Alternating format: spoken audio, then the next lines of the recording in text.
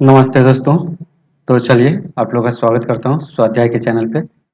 तो जैसा कि आप लोग देख चुके हैं कि किसी भी टॉपिक पे डिस्क्रिप्टिव को कैसे लिखा जाए, तो लोग जनरली इसको बहुत ही हार्ड कर देते हैं।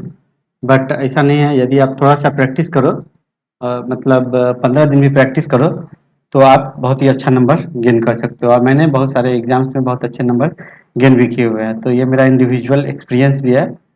जबकि मैं एक इंग्लिश का टीचर नहीं हूँ, तो मैं आपको इंग्लिश नहीं बताने जा रहा हूँ। नहीं, मैं आपका इंग्लिश पढ़ा करके कुछ ये करना चाहता हूँ, क्योंकि जो सब्जेक्ट मुझे बहुत अच्छी नहीं आती है, मैं उसको पढ़ा करके किसी का लाइफ स्पाइल नहीं करना चाहता।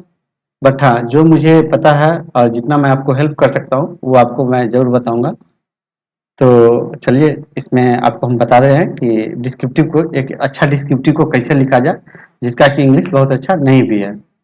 तो सबसे पहले इसमें एक रूमर है कि डिस्क्रिप्टिव बहुत भारी है, बहुत सारे टॉपिक हो जाते हैं, 100 टॉपिक्स हो जाते हैं।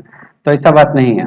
आप बस 17 टॉपिक्स जो यहाँ पे ये दिया हुआ है, इस 17 टॉपिक्स को यदि आपने तैयार कर लिया, तो आप किसी भी डिस्क्रिप्टिव को लिख सकते हैं। कोई सा भी टॉपिक हो, आप उसमें लिख सकते हो। क्योंकि बैंकिंग के एग्जाम में यूपीएससी की तरह 1100, 1200, 1000 वर्ड में डिस्क्रिप्टिव नहीं लिखना रहता। तो यहाँ पे कोई बहुत जरूरी चीज नहीं होता है कि आपको कोट डालना है, कहीं से कोई अच्छा सा लाइन डालना है। इस टाइप का जरूरत नहीं है कि आप कोट को याद करो, ये वो। यहाँ पे बस 300 वर्ड्स है, वो भी 300 मैक्सिमम, कहीं कहीं तो 200 वर्ड्स में ही रहते हैं। और 300 वर्ड्स जैसे नबार्ड हो गया, आरबीआई ग्रेड बी हो गया, तो इस समय बस 300 वर्ड्स में लिखने रहते हैं। तो ये आप लोग तो बहुत सारे लोग समझ ही गए होंगे कि इसमें बहुत टाइप का बात करते हैं। जो आप जाओगे डिस्क्रिप्टिव टीचर के पास, तो वो आपको इस तरह से उलझाएंगे। उनको तो कम से कम 2000 या 3000 या 4000 जो भी उनको अर्न करना है मनी, वो तो आपको लेंगे। तो इसके लिए तो वो एक बड़ा सा आपको बाउंड्री बनाएंगे कि ये इस तरह से। तो मैं ऐसा कुछ नहीं करूंगा, बहुत बड़ा सा बाउंड्री वाउंड्री बनाने का जरूरत नहीं है यहाँ पे। एक ये तो सबको पता है कि इंट्रो होता है, और बॉडी होता है, और ये एक कंक्लूजन्स होता है, ठीक है। और फाइनली कंक्लूजन्स रहता है। 3 पैराग्राफ में आपको लिखना है। इंट्रो में आप थोड़ा सा 30-40 वर्ड में 2 लाइन लिख लो, ऐसे ऐसे दो, ये 2 लाइन में इंट्रो कर दो, और बाकी सारा जो है सो ये बॉडी कर दो, और 2 से 2.5 लाइन में आप कंक्लूजन्स कर दो। बट कंक्लूजन्स आएगा कहाँ से, इंट्रो आएगा कहाँ से? तो वो मैं आपको इस सारे टॉपिक्स का इंट्रो, बॉडी, कंक्लूजन्स जो अपकमिंग वॉल्यूम्स होंगे, उसमें मैं आपको प्रोवाइड कर दूंगा, ताकि एक रफ आइडिया मिल जाए और आपको एक फॉर्डर मटेरियल मिल जाए, जिससे कि आप इसको किसी भी ऐसे को लिख सकते हो। तो चलिए आप बताते हैं कि किसी भी ऐसे को इस तरह, इसमें किस तरह से लिखा जाएगा। कि जैसे मान लीजिए कि एक ऐसे आ गया, एमएसएमई इन इकोनॉमी का क्या रोल्स है। तो जैसे micro small and medium enterprises का है, तो उससे क्या होगा? तो micro small and medium enterprises से क्या होगा? पॉवर्टी दूर होगा, हंगर वाली बात मिटेगी, हंगर कम हो जाएगी, पॉवर्टी नहीं रहेगी, ठीक है। कुछ एजुकेशन से रिलेटेड होगा। तो इस 3 टॉपिक्स को उसमें आप जोड़ करके, इस 3 टॉपिक के अंदर में जो होगा, कुछ 100 वर्ड यहाँ से, 100 वर्ड अपने सेंस से आप इस तरह से आप कर सकते हो। जैसा कि आप देख लीजिए कि इंडियन एग्रीकल्चर, तो इंडियन एग्रीकल्चर किस में आएगा? तो इंडियन एग्रीकल्चर के लिए हंगर, क्योंकि आप हंगर को मिटाने के लिए क्या होना चाहिए? तो हंगर जो अब वो लोग भुखमरी से मर रहे हैं, तो उसके लिए क्या होना चाहिए? तो भाई एग्रीकल्चर को बढ़ावा देना चाहिए। तो हंगर्स में जो भी चीज होगा, जो भी चीज होगा, वो इनडायरेक्टली आपको इंडियन एग्रीकल्चर, इसी इंडियन एग्रीकल्चर में होगा। इसी में पूछ देंगे कि अपना आजादी के बाद, after independence, how the agriculture scenario has changed till since. तो अब तक जो है सो कितना एग्रीकल्चर सिनेरियो में चेंजिंग आया है, एक मेजर डेवलपमेंट हुआ है, एक पैराडाइम शिफ्ट हुआ है। इस तरह से वो लोग वर्ड को यूज करके, तो आप लोग टोटली ब्लैंक हो जाते हो। तो ऐसा बात नहीं है कि एग्रीकल्चर से रिलेटेड कुछ भी रहे। जैसे कि मान लीजिए कि आपको एग्रीकल्चर से रिलेटेड दे दिया, इंडियन एग्रीकल्चर से, तो इसी में जो है, इसी के अंतर्गत जो है, तो आपको आ जाता है ये प्रधानमंत्री जनधन योजना आ जाता है। प्रधानमंत्री जनधन योजना आ जाता है, किसानों को इसमें अकाउंट खुलवाया गया हुआ था, ठीक है। और इसके बाद आपका प्रधानमंत्री, हाँ याद आ गया आपको, प्रधानमंत्री कृषि सिंचाई योजना, प्रधानमंत्री कृषि सिंचाई योजना आ जाता है, प्रधानमंत्री फसल बीमा योजना आ जाता है, प्रधानमंत्री फसल बीमा योजना आ जाता है। तो जब हम लोग इस टॉपिक्स को डील करेंगे, तो उसमें सारा कुछ ये प्रधानमंत्री फसल बीमा योजना हो जाता है। जैसे कि नप्सा है, नेशनल फूड सिक्योरिटी एक्ट 2013, तो ये मनमोहन सिंह जी के द्वारा पास किया गया था, जिसमें कि सबको अंत्योदय योजना के तहत जो है सो अनाज दिया जाएगा।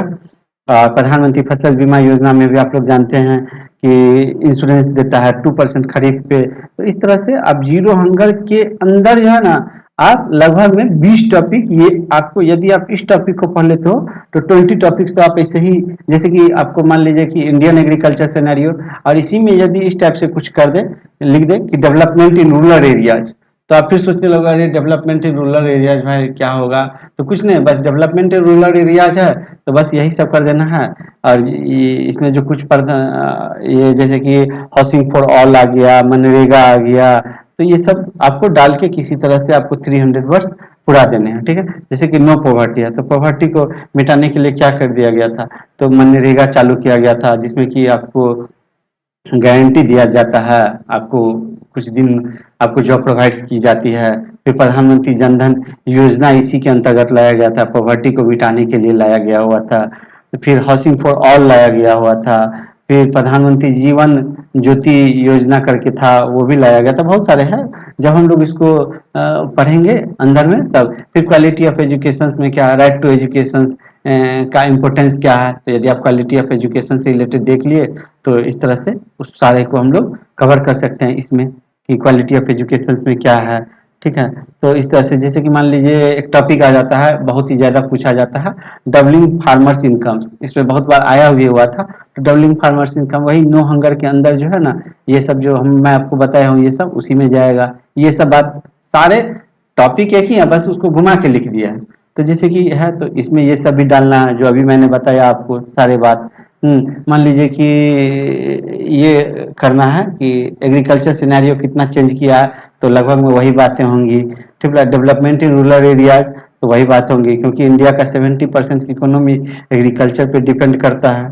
तो ये सब बातें उसी के अंदर में आपको डालते जाना है। जैसे क्वालिटी ऑफ एजुकेशन है, तो इसमें बच्चों को दिया जाता है, एजुकेशन दिया जाता है, एलिमेंट्री एजुकेशन दिया जाता है। फिर इसमें हेल्थ वाला है, तो हेल्थ वाला में आईसीडीएस प्रोग्राम आप लोग पढ़े होंगे, ठीक है। आईसीडीएस प्रोग्राम पढ़े होंगे, स्कूल्स में जो फूड दिया जाता है उस वो सब लिख सकते हैं।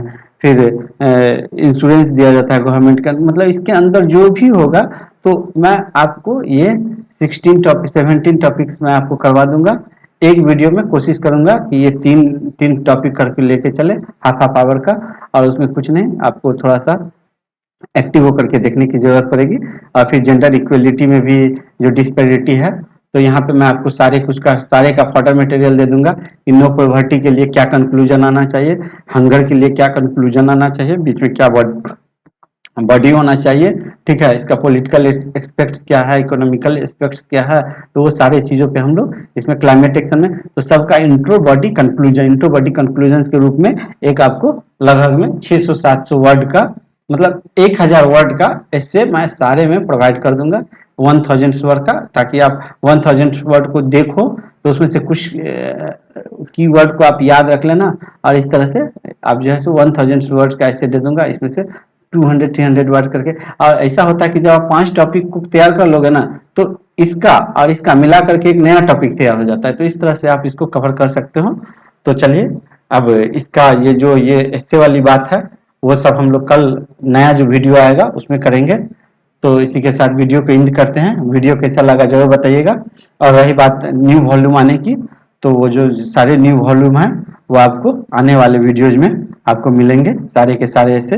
क्योंकि अभी एसबीआई पीओ और आईबीपीएस पीओ में आप लोग को पता है कि वो 50 मार्क्स का होता है। और हाँ, एक और चीज मैं जाते जाते बता दूं कि जब भी आप ऐसे का ये जो 17 टॉपिक है, इसमें कम से कम आप 10 टॉपिक भी कर लेते हो ना, 10, हाँ, यहाँ तक की कर लेते हो ना, 13 टॉपिक भी कर लेते हो ना, तो आप बहुत अच्छा कर लोगे इस चीज में। कोई जरूरी नहीं कि यहाँ 17 तक ही, मतलब यहीं तक मेन तो टॉपिक यही है, इसी सब में से आता है, ठीक है। तो हम लोग यदि 10 टॉपिक भी इसमें से कर लेते हैं, और करना कैसे है, तो आप लोग को नोटपैड खोलना है, नोटपैड, ठीक है। नोटपैड खोल के और उसमें टाइप करना है टाइम लिमिट में, और उसको क्या करना है, तो ग्रामरली एड ऑन आता है उसमें डाल के, और आपको अपना स्कोर चेक करना है। यदि आपका स्कोर 50% आ रहा है, 50%, स्कोर, तो आप 50 पॉइंट दिखाएगा वो, उसमें स्कोर दिखाता है ग्रामरली एड ऑन में। आप इसमें गूगल क्रोम में डाल सकते हैं। और यदि जिसको कंफ्यूजन होगा कि कैसे डालता है तो आप लोग कमेंट करिएगा, तो मैं उसको एड ऑन को कैसे इंस्टॉल करते हैं वो मैं आपको बता दूंगा। तो इसमें यदि आपको 50% आ जा रहा है तो आप समझ के रखो कि 35 के अप्रॉक्स आपको 50 में डिस्क्रिप्टिव में नंबर मिल जाएंगे। ठीक है, तो और भी वीडियो लेकर के आएंगे। तो चलिए इसी के साथ वीडियो को एंड करते हैं, और चैनल से जुड़े रहिए। वीडियो पसंद आया तो लाइक करिए, नहीं पसंद आया तो फिर आप डिसलाइक भी कर सकते हैं, फिर वीडियो में हम लोग सुधार करेंगे। चलिए इसी के साथ एंड करते हैं। Thanks for listening.